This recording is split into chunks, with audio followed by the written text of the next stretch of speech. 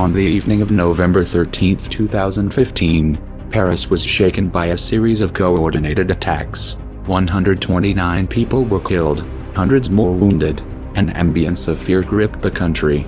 Terrorists could strike anywhere, at any time. Nothing was safe. Even the smallest venue could be targeted.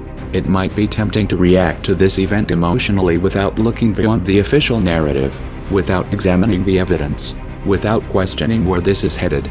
You wouldn't be alone. But blind indignation lends itself to easy answers, half-truths and comforting lies. Anytime a population is attacked, or believes that they have been attacked by an outside force, the reaction is as predictable as it is dangerous. New wars and totalitarian laws that would have been unthinkable days before are easily justified. Voices of reason are drowned out, and entire nations can be driven towards a cliff. Given the nature of this particular cliff, it would behoove you to look a little deeper this time. There are several moving parts in this story: the Syrian war, ISIS and the push to remove Assad from power, the expansion of a militarized police state throughout Europe, and of course the refugee crisis, all of which has been conveniently tied together by a passport carried by a suicide bomber, a passport which miraculously survived the blast unscathed. Never mind the fact that German Interior Minister Thomas de Maizière came forward to say that he had reason to suspect that the passport had been planted. Let's deconstruct this one piece at a time. Evidence of foreknowledge without even looking beyond mainstream sources.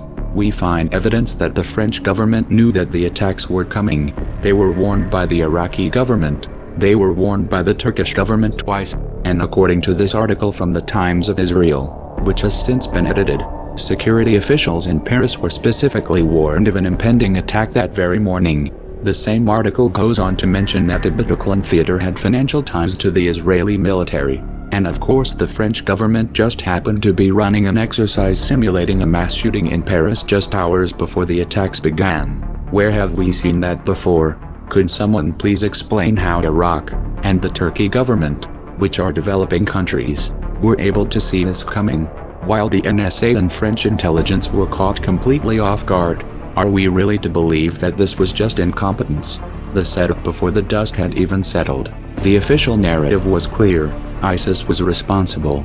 This was war, and France was going to escalate that war, both at home and abroad. A state of emergency was declared. Roadblocks, border controls and a curfew were imposed. Freedom of assembly was restricted, and the military was deployed on the streets. French President François Hollande soon announced that he intended to extend the state of emergency for 3 months. Some are even saying it may be extended indefinitely, and to alter the French constitution. The state of emergency gives the police the power to detain people without trial, search without warrants and to block any website they see fit. France's parliament has already voted to extend the country's state of emergency following the Paris attacks for 3 months, giving the police powers to keep people in their homes without trial, search the homes of people without a warrant from a judge and block any website deemed a problem. These powers are already being used. Activists have already been placed under house arrest, and not for crimes that they have been accused of actually committing, but preemptively.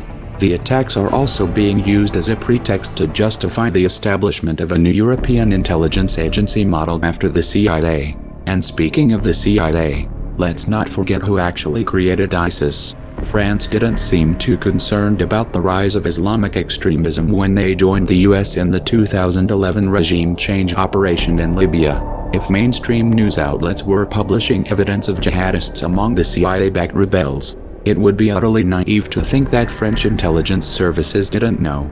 France also didn't seem to mind the fact that Islamic extremists were receiving the lion's share of the weapons that were looted from Gaddafi's armories, and shipped through Turkey, and into Syria. France didn't stand up or speak out for years as the US government continued arming, funding and training these extremists. There was no righteous indignation at the atrocities they were committing. There were no calls for criminal proceedings after those same rebels got caught using sarin gas against thousands of civilians, and the French government has never so much as verbally condemned the numerous state actors which have been caught assisting ISIS and its allies logistically: Turkey, Jordan, Qatar and Saudi Arabia and Israel, for example. Why? Because ISIS serves a purpose. ISIS and its associates, Al-Nusra and the FSA are weakening the Syrian government, creating a pretext for military intervention, and providing the perfect excuse for a massive power grab on the home front. Explain this away.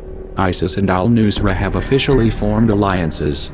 FSA commanders have gone on record to say that they cooperate with, and conduct joint operations with Al-Nusra, and it has been well established that the FSA command is dominated by Islamic extremists.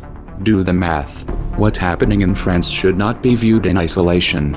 Xenophobic sentiment has been on the rise throughout Europe, and is gaining ground politically.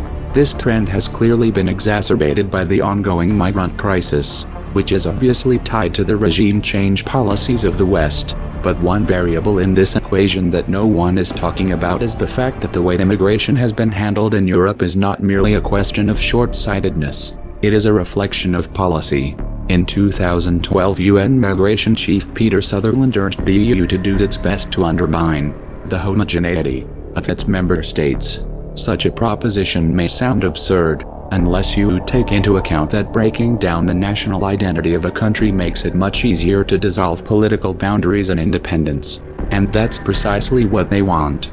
Hollande has been one of the most outspoken voices in this push to hand over more power to a centralized European government, effectively stripping member states of any meaningful sovereignty. Give that European government a military, its own surveillance apparatus and public which is struggling financially, looking for someone to blame, and practically begging for war, and you have a recipe for the rise of overt fascism in Europe. Many have remarked that recent moves by the French president take several pages from the extreme right. Some have interpreted this as an attempt to prevent the right from capitalizing on the event, but it hasn't worked out that way, at all. Taken on its own, one might be inclined to interpret this as a political miscalculation, but what if it's not? Hollande's actions don't make much sense if we view him as an independent leader, but they make perfect sense if you understand that he's just a puppet. The powers seized by Holland following the Charlie Hebdo and Paris attacks are not suited for the political left. The left is held back by the need to maintain a soft-spoken, inclusive veneer. Those rising up to replace them will not be. The right will not scale back these powers. They will expand them, and they will use them, even more than they are being used now. It's the left, right, two-step to tyranny. Problem, reaction, solution.